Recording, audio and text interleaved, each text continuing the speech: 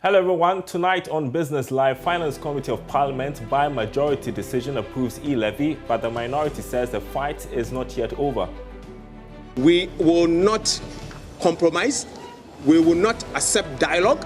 We are going in with a simple position that we are going to vote against it.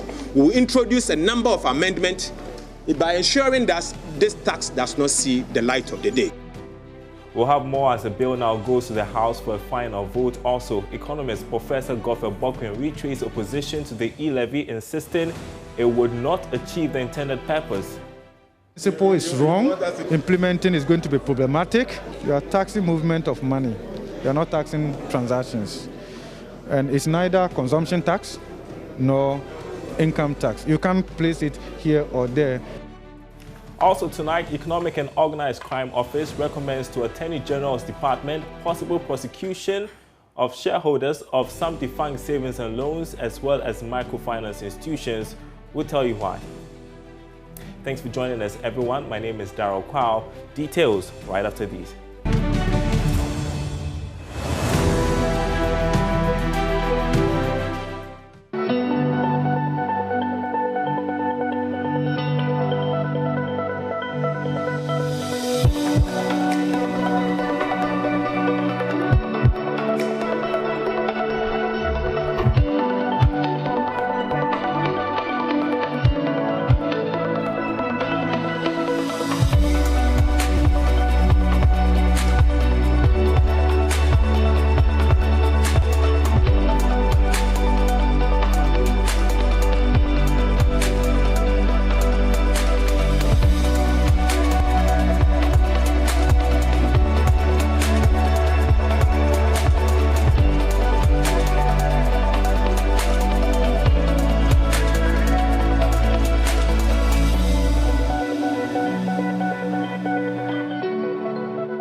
Well, interesting what is happening on the international market as far as Brent crude is concerned, trading currently at $70 a barrel. Now, the Finance Committee of Parliament has by majority decision approved the E-levy. The decision for approval was subjected to a vote. The chairman of the committee, Kweku Kwati, voted to give the majority 13 votes as against 12 from the minority. The bill now goes to the plenary for a final debate and vote. Joining me now over the phone, parliamentary correspondent Kwesi Parker-Wilson. Thanks for joining us tonight. Tell us how it all went down, Parker. Hello, Darryl. Yes, can you hear me? Yeah, I can hear you now. So how did it all happen on the Finance Committee?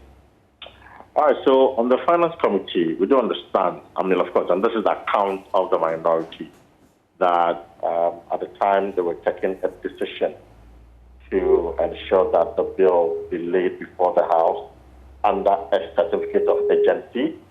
All the members on the NDC side, 12 in number, voted against the decision, whilst the NPP members also voted in favor of it. And so the chairman was left to also cast his vote. And I should say that the chairman of the committee does not have an original vote, but a casting vote. So when the election or any vote is a tie, what it means is that the chairman would now be compelled to vote. And so according to the minority, the chairman also voted in favor of that. And for them, they have described today as a sad day for democracy. They were hoping that the NPP would have, in a way, reasoned with them to know that the E-levy, as they seek to introduce, will further impose hardship on the ordinary Ghanaian. However, the report of the Finance Committee, as I speak to you, is being printed, and after that, they will submit the report to the plenary for Parliament as a whole to consider the report. That is where the minority again says that they will subject every clause to a vote and subsequently vote on the report as well. Now, Peter Pankoma is a member of the Finance Committee and also the minister responsible for information. Honorable, the minority seems a bit disappointed in the NPP on the committee, saying that you should know that this E-levy, as you have agreed to lay it before the House under a certificate of urgency, would further impose hardship on the ordinary Canadian. How do you respond? There were a number of issues that were raised a few weeks ago. First of all, the issue of remittances being included. Apart from remittances, the issue of, I think, checks being included in it. There were questions about the impact on Ghanaians, 1.75 in addition to the already existent 2%. I think in all the engagement so far, our government has listened and has made the necessary adjustments. So remittances are out, clearing of checks are out. In terms of the rate, we've worked with the telcos to take away the 0.25 on their end, which assures government the revenue, but achieve the same objective of reducing the impact on the Ghanaian. So instead of what would have been 3.75, it comes down to about 3.5 now. And all of these were put before the committee today, and the necessary adjustments to the original bill were made. The decision was by majority decision. That's what we're waiting on the floor to take. Our colleagues in the minority have told us that they will repeat the arguments at committee on the floor, and it's our expectation that the colleagues on the majority side will also articulate their concessions that have been made and the amendments that have been made on the floor, and most likely it will come down to the numbers. As of Friday, we were made to understand that you suspended the deliberation of the E-levy to allow for broader consultation. No, that's not correct. That's what the minority. Yes, but I told you that to suspend means you started considering and then you pulled the brakes. We did not consider it at all on Friday. Okay. And you were there. The ranking member was there.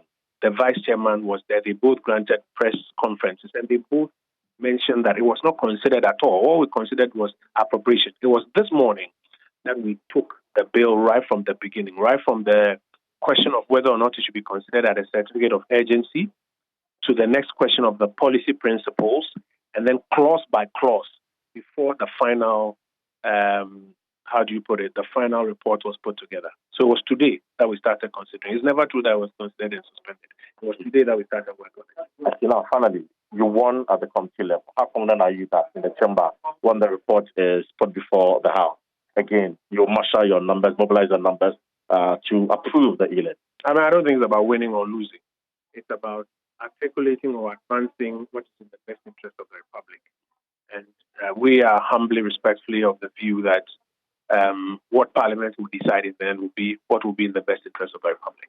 And finally, for me, those who have said that you're not listening to the other Ghanaians, they're complaining. People have issued statements, the Momo vendors are saying they're going to start a demonstration, all in attempt to get government back down on the E-levy. I think people are not also, or some of those who are saying the government is not listening, are not watching the various things that government has pulled the brakes on. Remittances are out, checks are out. What would have been the 3.75 impact has been reduced to 3.5 by getting the telcos to take a 0.25 haircut. A number of amendments have been made to accommodate all of the interest. In a democracy, you don't get a 100%. If the executive was hoping to get 100% of what it brought to Parliament, it wouldn't be here today. It wouldn't have done all of these consultations. But the executive has gone through all of these consultations, has cut down on some of the parts of the original bill as was brought.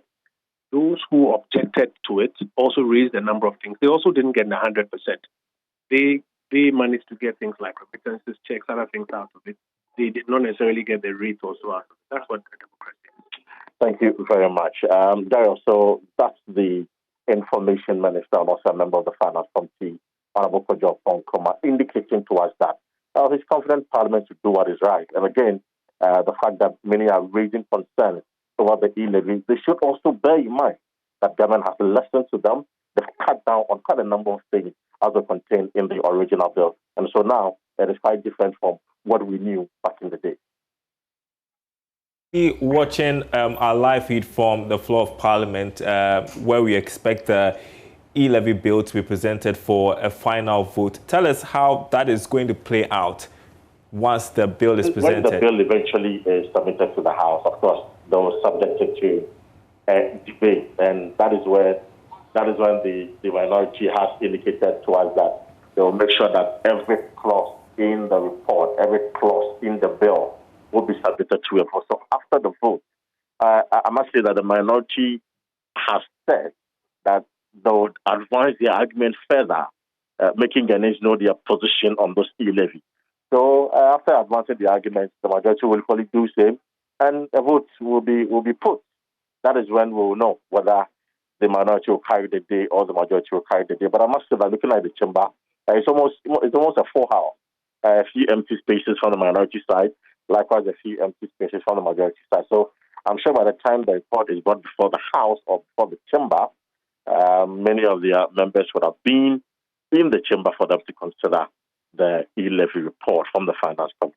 We are following very closely. Kwesi Parker-Wilson, thanks very much indeed. Do keep us updated when the House finally starts deliberations on the E-levy bill. Thanks very much indeed. So like you heard Kwesi Parker-Wilson say, ranking member on the Finance Committee, Cassiel Atuforsen, has been reacting to the latest development, which is that the Finance Committee has approved the E-levy bill. He says the minority is not done with its fight against the E-levy. This is the first time I'm seeing a tax of this kind. In fact, I have followed tax policy globally for a very long time. I have not seen a tax policy of this kind before, and do not believe that this should be allowed to stand. I want to say that we in the minority will not stop there. We will take the fight to the plenary. We will fight for the ordinary Ghanaian, and we will ensure that E-levy will die today. They can defeat us at the committee, but I strongly believe that when we come to the floor, all the 137 NDC MPs will stand firm with the ordinary Ghanaian in ensuring that E-levy does not see the light of the day. We don't believe in this tax policy. A tax policy that seeks to tax a medium of exchange is a policy that should not be entertained. We have only two types of taxes: either direct tax that seeks to tax income, or indirect tax, which, in other words, you can call it expenditure tax. This is a tax on a medium of exchange, a tax on pensions, a tax on capital, a tax that cannot be allowed to stand. So our position is simple. We will not compromise. We will not accept dialogue. We are going in with a simple position that we are going to vote against it. We will introduce a number of amendments by ensuring that this tax does not see the light of the day. Meanwhile, economist Professor Godfrey Bokpin has retweeted his opposition to the E-levy, insisting it will not bring about the good government expects. Professor Bokpin maintains this will affect the country's financial inclusion agenda. I don't subscribe to the Momo tax, right? The principle is wrong. Implementing is going to be problematic. You are taxing movement of money. You are not taxing transactions.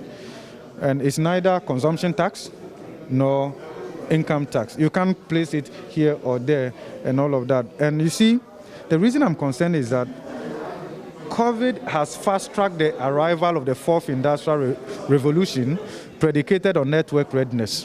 What does that mean? So the digital economy is what is going to drive the job creation ambition of any serious country. So, and we know that taxation can be deployed, fiscal policy can be deployed to promote rather than hinder. Studies have shown that the digital economy is going to expand faster, okay, and more sustainably than the traditional economy. And the digital economy is the economy that is based on the deployment of technologies, apps, and the rest of them. So the economic output arising as a result of the deployment of these technological apps and the rest of it is essentially called the digital economy. And we have said that that is the way to go. Okay, and by so doing, you realize that we've been able to mobilize funds that have been outside the financial system into the financial system broadly under what we call financial inclusion. So at this early stage, you actually don't introduce a tax that will serve as a disincentive and drive people underground. Let's turn to other news we are covering for you. The Bank of Ghana says the lack of technological appreciation of some banking staff is affecting the fight against money laundering in the country. It says fraudsters are now adopting sophisticated approaches from tech platforms to move illegal funds around. These concerns came up during a workshop in Takoradi. Natalia Kwanzaa has the rest of the story. Ghana was the first country in West Africa that went through the second round of mutual evaluation. And after the exercise, some deficiency regimes were identified in the financial sector of the country. After the identification, Ghana's financial regime was expected to be improved under the supervision of the International Review Group. In June this year, Ghana came off the FATF grey list after the International Cooperation Review Group conducted its on-site examination on Ghana in May to remain off the grey list. Ghana was grey listed by the Financial Action Task Force, and it has to do with money laundering and terrorist financing. During that period, we have to take our regulated institutions through a series of workshops, sensitize them to improve on their compliance with the relevant money laundering and terrorist financing laws and regulation in Ghana.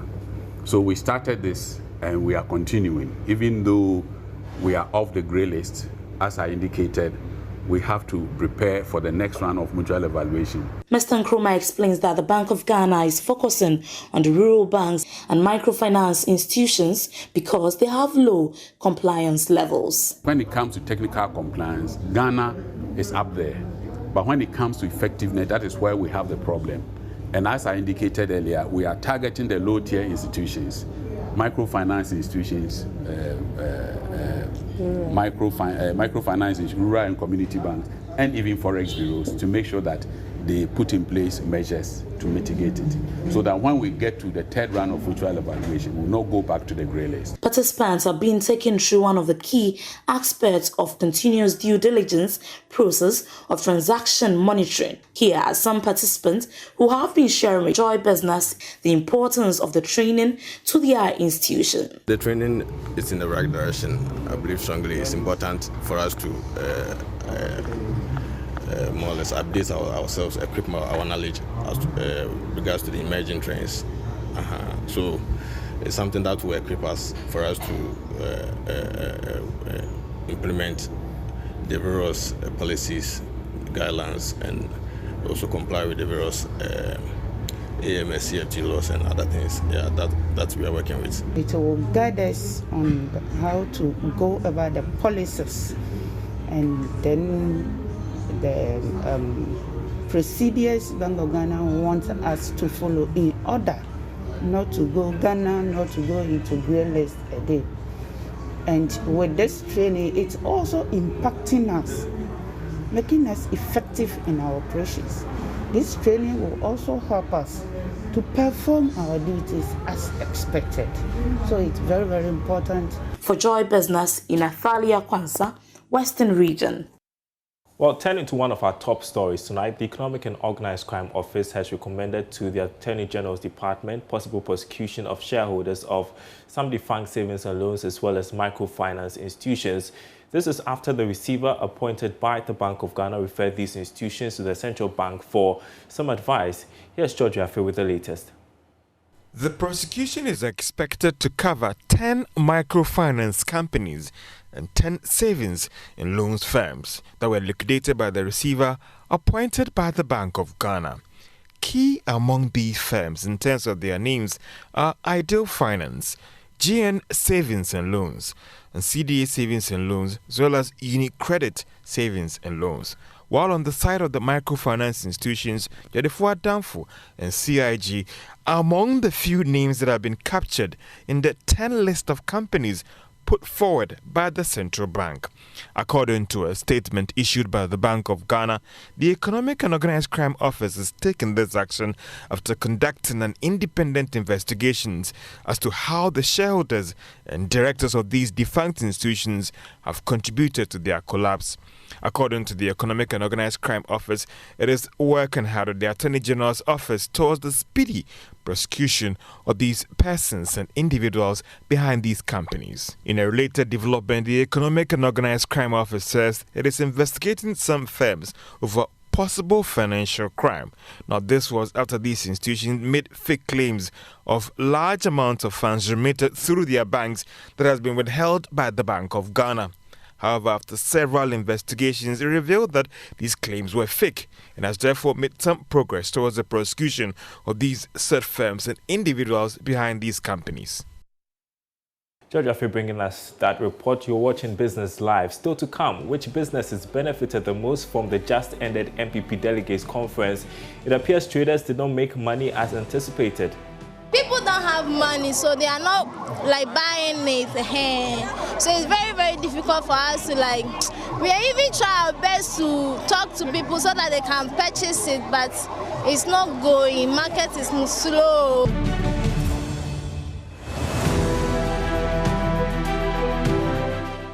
Welcome back to Business Live. The hospitality sector benefited most with the thousands of participants that traveled from outside the Ashanti region to take part in the MPP Delegates Conference. But large businesses checks from some traders of paraphernalia and some small-scale businesses close to the event indicate the expectations were not met. Mr. Pia was there in our report. As members of the great Kukrudu family and as Ghanaians, so thousands of politicians, delegates of NPP have gathered here at the Heroes Park of the Kumasi Sports Stadium. They are here to deliberate on the party. Now on the side are hundreds of businesses, traders who have tried to cash in on the numbers that have gathered here. But has that been the situation? We're here to find out from the traders themselves. People don't have money, so they are not like buying it. So it's very, very difficult for us to like. We are even trying our best to talk to people so that they can purchase it, but it's not going. Market is slow. It's not moving at all. This one is 5 cedis, 5 cedis, 10 cedis, and all the beads are 2 cedis, 2 cedis. And even with those ones, the beads, they are still not moving. They are not moving at all. We are just sitting here, nothing. And I'm not moving at all. People have been saying that the economy is hard. They are trying to get money, but the money is not coming. That's it. By this time, I was a comedy at Yanni Kraman at Sabisi Jasso. Nanki Aquasa Saba Beton and Cable to my do. Near Niaji. One wanted to know from Tomonka Kamoka Kramae. Said ye who no previous time on this year when it's slow. And Yamin Kwana Maka. Almost everybody here, Eka say, is slow. And rich woman, we catch them say they're expecting over 10,000 people. I think say nothing a man nipa be brave come and sell, but you be Jew hano. I did not meet my expectation. Yeah, you heard him say now. Be sure niema ama niema ko from Kakramaye. Niema bo e wo soro dodo. Ti amadwedie no e wo fom. Moto kakra. Moto kakra nti evan say ya nisa. It's good. The best biara ehun say a business, ehun e be fa, ehun ayen fa. And e buy market na is slow kakra. Adwedie to tisisi be na de edwana is slow pa buy e be fo bu beto say so obviously the situation has not been what these traders expected at the end of the day. My name is Prince Apia reporting from Kumasi. All right, let's give you an idea of what's trending in the world of business. Here's our international wrap.